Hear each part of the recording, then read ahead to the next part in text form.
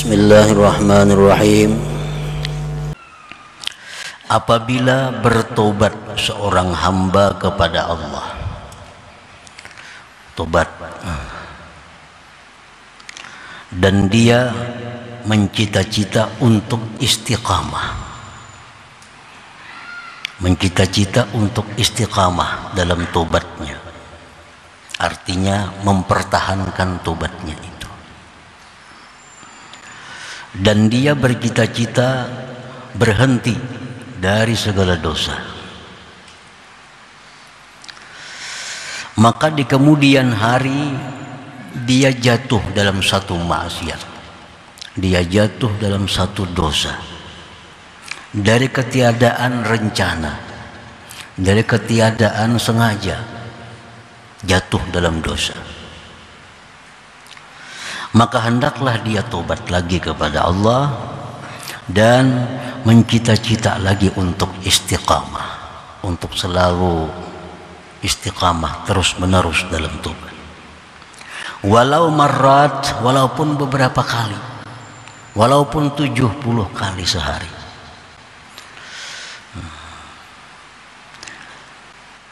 Karena barangkali dosa itu adalah merupakan dosa yang terakhir yang ditakdirkan Allah kepadanya. Nah, para muhibbin rahimakumullah, jadi tobat kepada Allah ini tidak ada batasnya. Berapa kali sehari kita tobat, makin banyak tobat maka Allah makin suka kepada kita. Nah, pagi hari habis salat subuh kita tobat kepada Allah, segala dosa kita pisahkan, kita hentikan, kita sesali, kita bercita-cita untuk tidak mengulang lagi. Nah, tobat kepada Allah dan berjanji bahwa istiqamah dalam tobat ini. Ternyata jam 8 pagi jatuh dalam dosa, entah melihat sesuatu yang dilarang Allah, mendengar sesuatu yang dilarang Allah, mengucap sesuatu yang dilarang Allah, jatuh dalam dosa. Nah, tobat lagi kepada Allah, tobat lagi dan berjanji lagi untuk istiqamah dalam tobat itu. Tahu-tahu jam 10 pagi dosa lagi. Nah, tobat lagi kepada Allah, bercita-cita lagi untuk istiqamah dalam tobat. Ternyata jam 12 melakukan dosa lagi, marrat, berulang-ulang. Maka tobat lagi kepada Allah, bercita-citalah untuk meninggalkan segala dosa itu. Nah, kenapa demikian kita selalu disuruh untuk tobat, untuk tobat? Karena siapa tahu itu dosa yang terakhir untuk kita. Siapa tahu dosa yang kita perbuat jam 12 ini dosa yang terakhir yang ditakdirkan Allah untuk kita. Nah, para muhibbin rahimakumullah, jadi artinya bahwa tobat itu jangan sampai menunggu. Jangan sampai menunggu. Berbuat dosa di pagi hari ditunggu sampai habis asar tobat. Nah, jangan demikian. Begitu jatuh dalam dosa, tobat kepada Allah. Asy-syaitan qad yuwaswisu ilaih kun ala ya'sin minal istiqamah wa ala yakinin bi anna taubatak ghairu maqbulah. Fa khairun laka an ta'uda ilal ma'siyah wa la tatuba ila Allah li'annahu la yuridu bikal khair. Syaitan ini kadang-kadang memberikan masukan kepada kita. Syaitan memberikan was-was kepada kita. Ujar syaitan, wahai fulan, kalau demikian jam 8 tobat, jam 9 melakukan dosa lagi, tobat lagi jam 10 dosa lagi. Nah, kalau demikian, ujar syaitan, engkau ini sudah tidak ada harapan lagi untuk istiqamah. Engkau sudah tidak ada harapan lagi untuk istiqamah, untuk lurus dalam tobat. Buktinya Sejam melanggar, sejam tobat. 1 jam melanggar, tobat lagi. Itu ujar syaitan adalah bahwa engkau tidak ada harapan untuk istiqamah dalam tobat itu. Dan yakinlah engkau bahwa Allah tidak menerima tobat engkau itu. Nah ini masukan syaitan kepada kita. Karena ujar syaitan, kalau tobat yang diterima itu pasti akan menjauhkan dari dosa. Nah ini 1 jam tobat dosa, 1 jam tobat dosa. Ini bukti bahwa tobat engkau ditolak oleh Allah. Sebaiknya engkau kembali kepada maksiat. Kada perlu tobat lagi sudah kepada Allah. Karena Allah tidak menghendaki engkau ini jadi orang baik. Allah tidak menghendaki engkau menjadi orang baik. Nah itu bagian dari tipu daya syaitan kepada kita. Atau bisa pula syaitan mewaswisi kepada kita, jangan tobat, kumpulkan dosa sebanyak-banyaknya. Jadi kena tobat sekalian. Nah itu pun salah satu daripada godaan syaitan. Para muhibbin rahimakumullah. Nah kalau syaitan sudah mewaswisi seperti itu di dalam hati kita, nah syaitan sudah memberi masukan demikian dalam hati kita, falyaqul ilai, jawab syaitan tadi, la'alla dzalik akhiru dzambin qaddira alayya.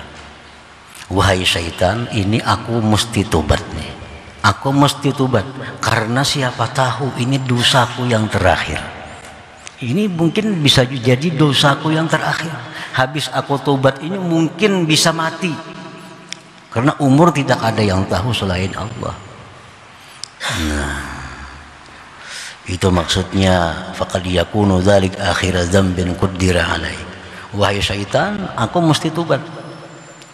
Nah, karena siapa tahu ini dosaku yang terakhir yang ditakdirkan Allah kepadaku.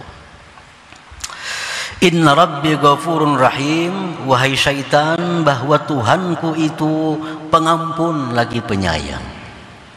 Walaupun aku 1000 kali sehari berbuat dosa, aku selalu tobat, Allah mengampuni dosaku. Dan Allah tidak akan marah kepadaku dengan demikian. Yuhibbut ta'ibin, Allah itu cinta kepada orang yang tobat. Nah 3 perkara itu cukup untuk melumpuhkan tipu daya syaitan yang menggoda kita untuk meninggalkan tobat atau menunda tobat tadi. Nah para muhibbin rahimakumullah, Allah subhanahu wa ta'ala berfirman, Qul ya ibadiyalladzina asrafu ala anfusihim la taqnatu min rahmatillah. Katakan wahai Rasul, hai hamba-hambaku yang telah melampau batas atas diri mereka. Hamba-hambaku yang melampau batas artinya yang banyak melakukan maksiat-maksiat, yang banyak melakukan dosa-dosa. Katakan kepada mereka, janganlah putus asa dari rahmat Allah. Jangan putus asa. Jangan beranggapan dalam hati, aku tidak mungkin jadi orang baik, aku tidak ada harapan jadi orang yang saleh karena banyaknya dosa yang kulakukan, zina, riba, minum arak, judi, menipu, mencuri, banyaknya dosa yang kau perbuat, berat untuk jadi orang baik. Nah, anggapan seperti itu dilarang oleh Allah. La taqnatu min rahmatillah. Jangan putus asa dari rahmatnya Allah. Wa qala ta'ala, firman Allah, la yai'asu min rauhillah illal qaumul kafirun. Orang yang putus asa dari rahmat itu, itulah orang-orang yang kafir kepada Allah. Orang yang merasa bahwa dengan banyaknya dosa Allah kada akan mengampuni dosaku, itu anggapan orang-orang yang kafir kepada Allah. Atau kita menganggap orang, wah itu luar biasa jahatnya. Allah kada akan mengampuni dosanya. Merampok ada lawan inya, mencuri ada lawan inya, semuaan ada lawan inya. Itu terlalu berat lawan Allah. Allah kada akan mengampuni dosanya. Nah ini sikap orang yang kafir kepada Allah. Wa qala ta'ala, dan firman Allah, innallaha yuhibbut tawwabin wa yuhibbul mutatahhirin. Sesungguhnya Allah cinta kepada orang yang tobat, kepada orang yang tobat, dan Allah cinta kepada orang-orang yang mensucikan dirinya. Nah para muhibbin rahimakumullah, jadi ini ayat-ayat Allah memberikan harapan kepada manusia-manusia yang selama ini banyak melanggar hukum Allah, agar jangan ragu-ragu, jangan sedikit pun ada dalam hati untuk bertobat kepada Allah Subhanahu wa ta'ala. Di dalam sebuah hadis qudsi disebutkan bahwa Allah berfirman, aznaba abdun zamba faqala Allahumma ighfir li dzambi, faqala Allah ta'ala aznaba abdi zamban fa'alima anna lahu rabban yaghfiru dzamba wa ya'khudhu bidzambi. Berbuat dosa seorang hamba, lalu hamba itu berkata, Allahumma ghfirli dzambi, ya Allah ampunilah dosaku. Nah, ucapan Allahumma ghfirli dzambi, ampuni dosaku, itu ucapan seperti itu bermanfaat apabila satu menyesali, yang kedua menjauhkan diri dari kemaksiatan itu, melepaskan diri dari kemaksiatan itu, yang ketiga niat tidak akan mengulang lagi. Nah bila tiga hal itu ada, maka ucapan Allahumma ghfirli dzambi, ya Allah ampuni dosaku, itu ucapan yang bermanfaat yang diterima oleh Allah. Nah selama kita belum bisa berpisah dengan dosa, belum menjauhkan diri dari dosa, ucapan Allahumma ghfirli itu disebut dengan istighfarul kadzabin, itu istighfar orang-orang yang pendusta. Nah, kita masih bergelimang dengan dosa, masih berada di tempat-tempat dosa. Di situ kita minta ampun kepada Allah, itu minta ampun orang yang bohong. Ini ucapan Allahumma ghfirli dzambi tidak ada manfaat baginya. Jadi Allahumma ghfirli, ya Allah ampuni dosaku, itu setelah melakukan tiga hal. Sesali dosa yang diperbuat, nah, jauhkan diri, lepaskan diri dari dosa itu. Cita-cita yang kuat tidak akan mengulang lagi. Ucapkan Allahumma ghfirli dzambi, nah itu bermanfaat. Nah, para muhibbin rahimakumullah, misalnya umpamanya laki-laki memakai pakaian yang diharamkan Allah, laki-laki memakai pakaian yang diharamkan oleh Allah. Nah, kan laki-laki haram memakai emas contohnya. Nah, begalang emas orang ini, laki-laki ini begalang emas, maka kalung emas, bebunil sebelah emas. Nah, di saat yang demikian si laki-laki ini berdoa, Allahumma ghfirli, ya Allah ampuni dosaku. Nah, ungkapan itu ditolak oleh Allah. Kenapa? Sebab karena dia ucapkan itu keadaannya bergelimang dengan kemaksiatan.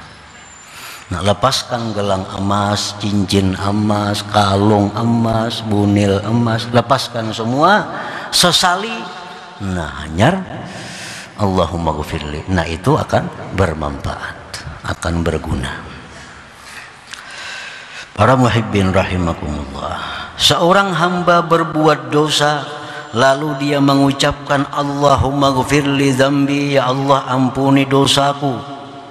Allah menjawab, Allah berfirman, aznaba abdi, hambaku telah berbuat dosa. hambaku telah berbuat dosa, dan dia mengetahui bahwa dia ada punya Tuhan yang mengampuni dosa dan yang bisa menyiksa dengan dosa. Itu adalah ungkapan Allah. Kalau seorang hamba yang berbuat dosa kemudian menyesali dosa itu, lalu dia mengucapkan Allahumma ghfirli dzambi, ujar Tuhan, nah ini hambakunya berbuat dosa. Inya tahu bahwa ada Tuhan yang mengampuni dosa dan yang menyiksa, yang bisa menyiksa dengan dosa itu. Artinya ini hamba sudah diampuni oleh Allah. Summa ada fa'aznaba, kemudian dia berbuat dosa lagi, berbuat dosa. Hanya habis subuh tadi, ada sampai jam 10 dan berbuat dosa pula. Hamba tadi berkata lagi, Rabbi ghfirli dzambi, ya Allah ampuni dosa hamba. Hamba tadi melakukan dosa, ya Allah ini hamba sudah menyesal, hamba kada akan mengulang lagi dosa itu. Allah berkata, Allah berfirman, aznaba abdi zamban fa'alima anna lahu rabban yaghfiru dzamba wa ya'khudhu bidzamb. Ujar Tuhan, ini orang yang berbuat dosa, dia tahu bahwa Tuhannya itu pengampun dosa. Ini dia tahu bahwa Allah itu pengampun dosa. Diampuni Allah lagi dosanya. Summa ada fa'aznaba, kembali pulang berbuat dosa lagi. Faqala, dia berkata, Rabbi ghfirli, ya Allah ampuni dosa hamba, ampuni dosa hamba. Allah menjawab, aznaba abdi zaman, babulik pulang jar Tuhan inya, babulik pulang. Tapi dia tahu bahwa dia ada punya Tuhan yang pengampun dosa, aku ampuni lagi dosanya. Sudah berulang-ulang demikian, apa kata Allah? Falyaf'al masya, silahkan kau perbuat apapun yang kamu mau, akan kau ampuni dosamu. Artinya asalkan demikian, Allah akan selalu mengampuni. Berbuat dosa, tobat diampuni Allah. Buat dosa, tobat diampuni Allah. Berapa kali sehari? If'al masya, perbuat yang engkau kehendaki, Allah akan mengampuni itu. Nah, para muhibbin rahimakumullah. Jadi melanggar hukum Allah kemudian tobat, langgar lagi, tobat lagi, melanggar lagi, tobat, itu adalah sesuatu yang dicintai oleh Allah Subhanahu wa ta'ala. Para muhibbin rahimakumullah, Rasulullah sallallahu alaihi wasallam bersabda, kullu bani Adam khata wa khairul khata'in at-tawwabun. Tiap-tiap manusia itu berbuat salah, dan sebaik-baik orang yang berbuat kesalahan itu adalah orang yang tobat kepada Allah Subhanahu wa ta'ala. Nah, tapi tadi kita ingat bahwa ungkapan Rabbi ghfirli atau Allahumma ghfirli, ya Allah ampuni dosa, nah itu berguna asalkan dilalui dengan 3 syarat tadi dulu. Sesali, nah lalu jauhkan diri dari maksiat itu, bercita-cita kada mau ulang lagi, nah anyar Allahumma ghfirli. Memang demikian, menyesal melakukan dosa, tapi 1 jam kemudian berubah lagi hatinya, kepingin lagi dengan dosa. Nah, kan hati ini kalbun bulak balik, artinya jam ini istiqamah, jam berikutnya bisa berubah. Nah, perbuat demikian, Allah akan suka kepada kita. Wa qala sallallahu alaihi wasallam, dan sabda Rasulullah sallallahu alaihi wasallam, innallaha yuhibbu kulla mufattanin tawwab. Innallaha yuhibbu kulla mufattanin tawwab, sesungguhnya Allah mencintai tiap-tiap orang yang sering berbuat dosa dan sering tobat kepada Allah.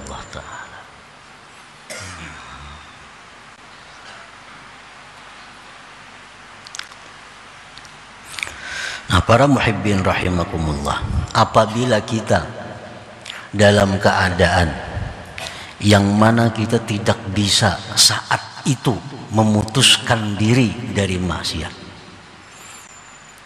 kan Allahumma ghfirli tadi akan bermanfaat menghapus dosa kalau menyesal, kalau berhenti dan bercita-cita.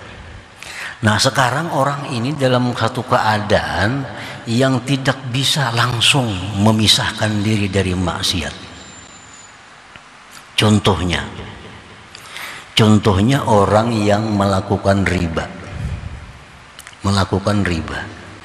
Orang ini pinjam duit riba sekian, lunas setahun. Nah, minjam duit 10 juta dengan sekian kena bunga-bunganya, setahun lunas. Nah, dapat duit 10 juta, dibelanjakan itu ini habis. Mendengar ilmu bahwa riba itu dosa besar, riba itu membawa mati, dicabut iman. Riba itu orang yang berperang dengan Allah. Lalu hatinya tergetar mendengar itu. Nah, menyesal riba itu dia lakukan, menyesal. Tapi kadang mungkin saat itu dia keluar dari riba. Ini setahun hutangin, duitnya sudah habis. Duitnya nukar sepeda motor, nukar kabun, nukar itu macam-macam. Duitnya sudah pakai kemana-mana. Nah, apabila demikian halnya, dia kada bisa langsung berhenti untuk satu dosa itu, maka usahakanlah, azamlah kita yang kuat di dalam hati untuk secepatnya menyelesaikan masalah riba itu yang ada padanya. Nah itu sudah masuk. Nah, niat demikian sudah masuk, dihukumkan sudah bahwa dia berpisah dari maksiat. Kan kalau kita memakai misalnya gelang emas laki-laki itu mudah. Begitu kita mendengar itu haram, kita menyesal, ambil gelang emasnya, jual atau buat di lemari, selesai. Nah kalau urusan riba ini, nah ini sulit. Kada bisa kita langsung jam itu menyelesaikan. Apalagi hari Ahad bank kada buka misalnya. Kayak apa hendak tubat? Nah azam kita yang kuat bahwa aku setelah ini akan menyelesaikan riba dengan siapa jua pun. Nah apabila itu kuat, benar-benar kuat, dan Allah mengetahui kejujuran hati kita, apakah bujur-bujur kuat, nah itu akan bermanfaat. Walaupun secara fisik dia belum keluar dari kemaksiatan itu. Nah para muhibbin rahimakumullah. Nah demikian berlaku untuk seluruh maksiat yang mana kita belum bisa lepas pada saat itu. Cita-cita yang kuat di dalam hati bahwa bila mana sudah dia bisa keluar dari maksiat, dia akan secepatnya keluar daripada maksiat ini. Itu sudah menunjukkan tikadnya kepada Allah Subhanahu wa taala untuk mencabut diri daripada kemaksiatan itu.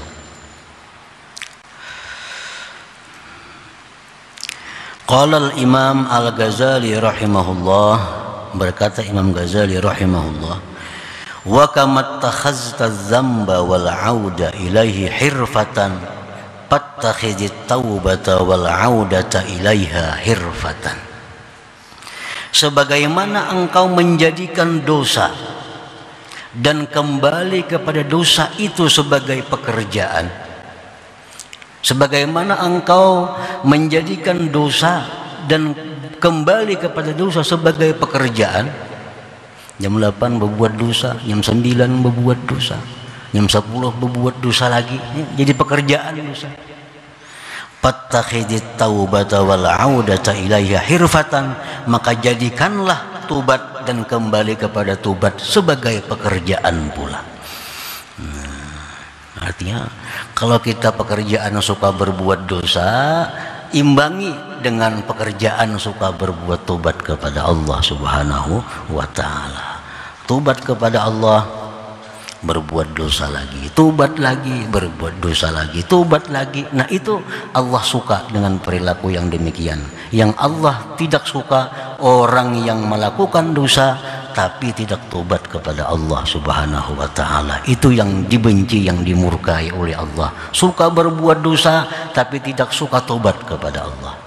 Nah, para muhibbin rahimakumullah, dengan demikian nampak kepada kita tentang nama Allah At-Tawwab yang maha menerima tobat. Nampaklah nama Allah Al-Ghaffar yang maha pengampun, Al-Ghafur yang maha pengampun. Itu dengan demikian.